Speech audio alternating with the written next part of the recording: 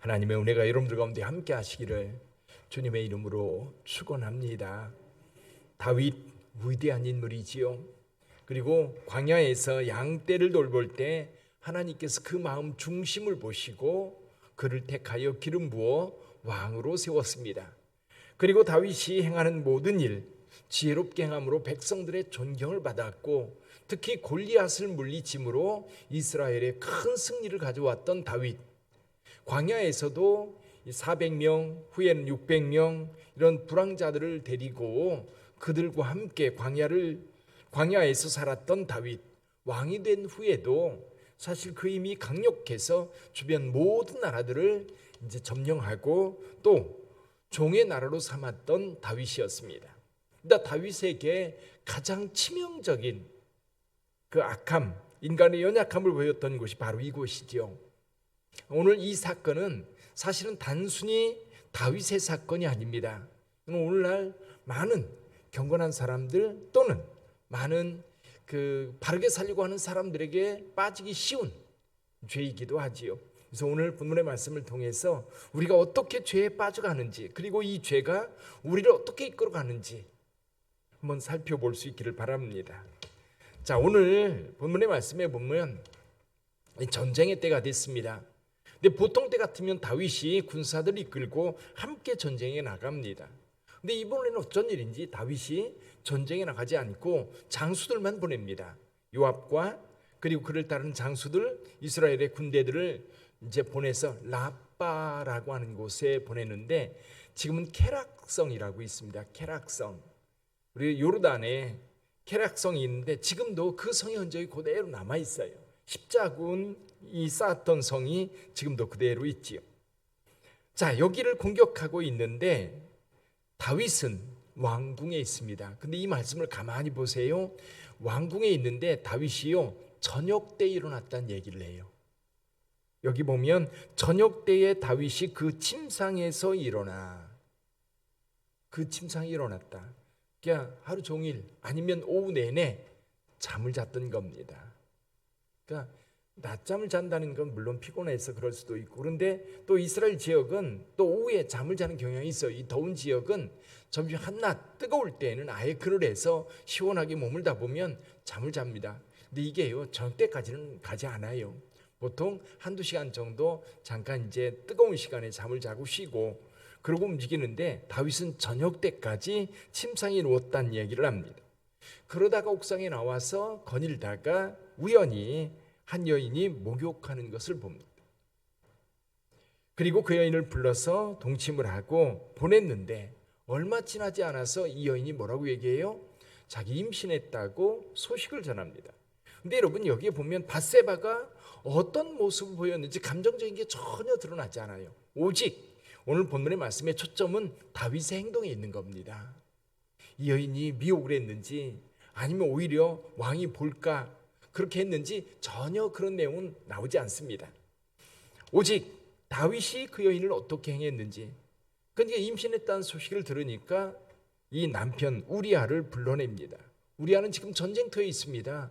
지금 라빠 요르단에 있으니까 예루살렘에서 상당히 거리가 돼요. 그래서 사람을 보내서 그를 데려왔습니다.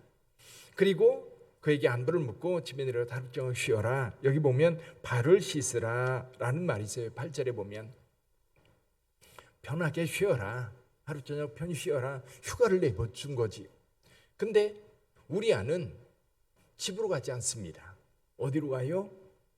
왕궁 문에 있는 이 군사들이 머물고 있는 그곳으로 내려가서 거기서 잡니다.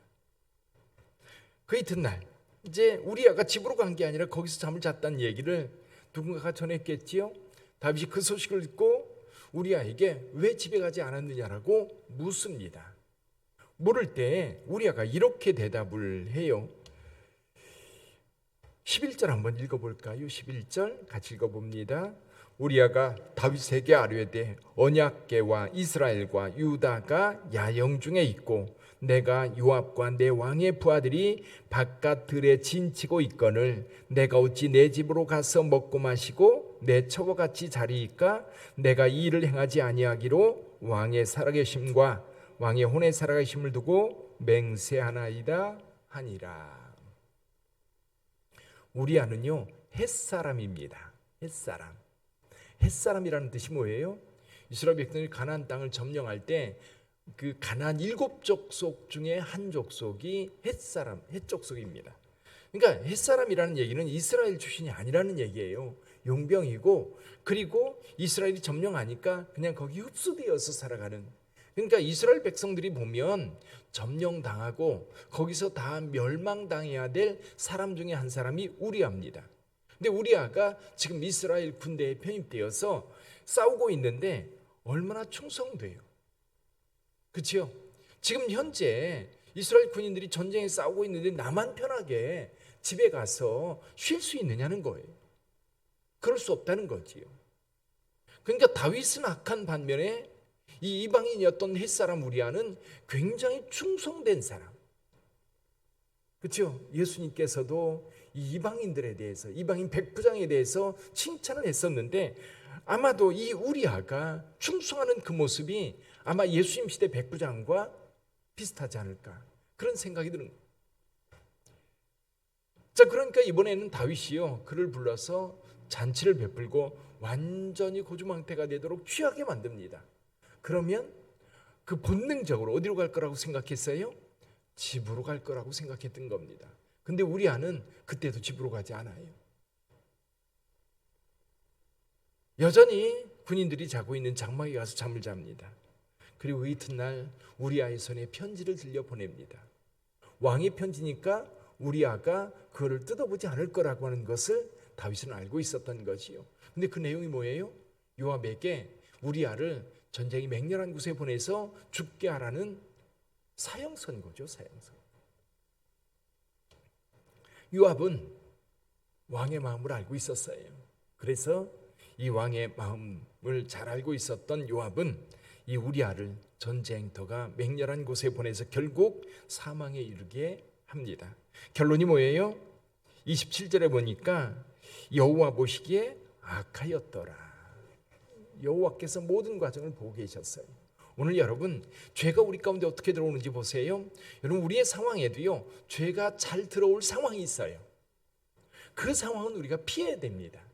그런 상황을 만들면 여러분, 죄는 틈을 봐요. 우는 사자같이 틈을 엿보고 있고 기회를 엿보고 있는데 조금만 틈을 보여도 그 틈을 향해서 죄는 우리 가운데 들어와요.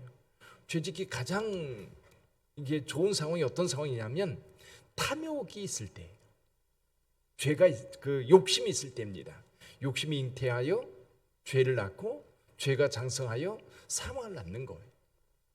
여러분, 이 욕심이 대부분 죄를 만들어요. 근데 또 한 가지가 뭐냐면 게으름이에요. 게으름. 게으름이라는 것은 내 수고를 통해서 무엇인가를 얻으려고 하는 게 아니라 다른 사람의 수고, 내 움직이기를 싫어하는 그런 상황 속에서 죄가 또 들어와서 우리를 죄악으로 끌어갑니다. 또 죄는요 은밀하게 와요. 자기도 모르게 어느새 우리는 죄의 굴레에 덧입혀져서 이게 죄의 그 덫에 걸려서 끌려가는 경향이 있습니다. 자, 두 번째는요, 죄는요 또 다른 죄로 우리를 이끕니다. 우리가 그 죄에서 발을 빼지 않는 한은 죄는 우리를 계속해서 더 깊이 우리를 끌고 들어가요. 죄는 늘 그렇습니다. 그래서 조그만 죄라도요 거기서 끊어야 돼요. 여러분, 바늘 도둑 되었을 때 거기서 끊으면 소독까지 안 갑니다. 근데 그대로 두면요 계속해서 이 죄는 더 큰 죄로, 더 큰 죄로, 더 큰 죄로 언제까지 가요? 사망에 이르기까지 갑니다. 오늘 주변에서도 보면 죄가 늘 어디까지 가요? 교도소에 들어가서 몇 년 살 때까지 끌고 갑니다. 그 전에 끊으면 참 좋을 텐데 죄는요 끊을 수가 없어요. 그래서 죄에 발을 들여놓으면 안 되는 거예요. 세 번째는요, 이 죄가 멈추지 않고 어디까지 가느냐 하면 죽음까지 갑니다. 늘 그래요. 내가 통제하지 못하면 여러분, 죄는 결국 우리를 멸망으로 가요. 우리가 뉴스에서나 우리 주변에서 보면 죄라고 하는 것을 정말 그 죄가 시작되었을 때 일찍 끊는 사람은 은혜예요. 은혜. 그리고 죄를 깨닫는 것이 굉장히 중요한데 다윗은 지금 그걸 깨닫지 못하고 있어요. 우리아를 죽일 때까지 지금 계속 끌고 가고 있어요. 죄는 그래요. 은밀해서 우리가 그것이 죄인 줄을 모르고, 가끔은 죄인 줄 알면서도 이미 덫에 걸려 있기 때문에 빠져나올 수가 없는 거예요. 다윗 같은 경우도 바세바가 임신했다는 이 소식을 들었을 때에 이거는 벗어날 수 없는 그 덫에 걸렸다라고 하는 생각을 했을 거예요. 그래서 이 덫에 벗어나는 방법이 뭐예요? 어떻게든지 이렇게 감추려고 했어요. 우리아를 집에 보내서 아내와 동침하게 함으로 이렇게 희석시키려고 했는데, 여러분, 죄는요 그렇게 호락호락하지가 않아요. 그렇게 쉽게 덮여지지가 않아요. 그리고 죄는 언제나 뭘 남겨요? 증거를 남겨요. 늘 증거를 남겨요. 그래서 드러나게 되어 있어요. 그래서 여러분, 우리가 그리스도인으로서 거룩하게 사는 방법이 있습니다. 이런 죄에 은밀하게 또는 죄에 지키 좋은 환경 속에 처하지 않는 것도 굉장히 중요한데, 그러기 위해서 우리는 늘 우리가 신앙생활의 기본 세 가지를 생각합니다. 첫째는 뭐예요? 어떻게 살 것인가? 성경 말씀을 늘 대하는 거예요. 늘 말씀을 가까이 하면 그 말씀이 우리를 이끌어요. 또 한 가지는 뭐예요? 나를 늘 주님 앞에 두는 거예요. 기도하는 겁니다. 늘 다른 사람 앞에 서는 게 아니라 하나님 앞에 서 있는 코람데오 하는 거지. 세 번째는 뭐예요? 성도들과 교제하는 겁니다. 늘 성도들 가까이 하는 거예요.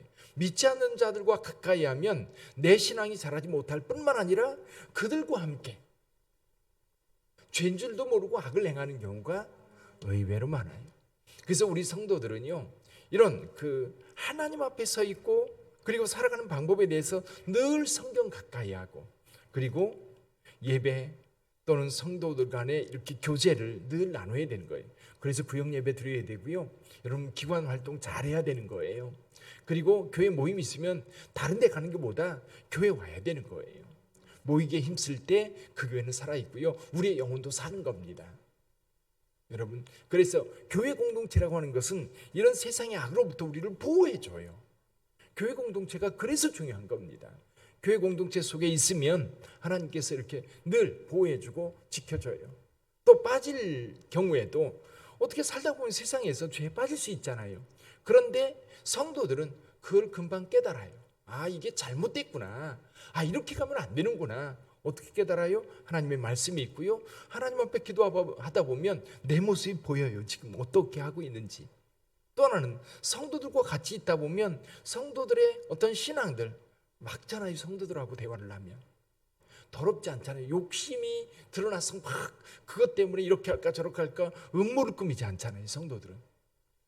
여러분, 세상 정치인들은요, 여러분, 음모를 꾸미는 게 일이에요. 일. 기업하는 사람들도 마찬가지고요. 세상은 그래서 사람들이 뭐라고 얘기해요? 전쟁터라고 말합니다. 그러나 성도들은 그런 전쟁터 속에서 살아남기 위해서 악을 행하고 그러는 게 아니라 오히려 우리가 교회 안에서 우리의 믿음을 견고하게 하고 오히려 세상의 악을 이길 수 있는 어떤 견고한 영성을 키워야 되는 거지. 그럴 때 우리가 승리하는 겁니다. 빛된 교회는 우리 성도들이 세상에서 악을 행하지 않고 거룩한 하나님의 백성으로 세워지도록 끊임없이 돕고 함께하는 교회, 그런 빛된 교회가 될 수 있기를 바랍니다. 기도하겠습니다.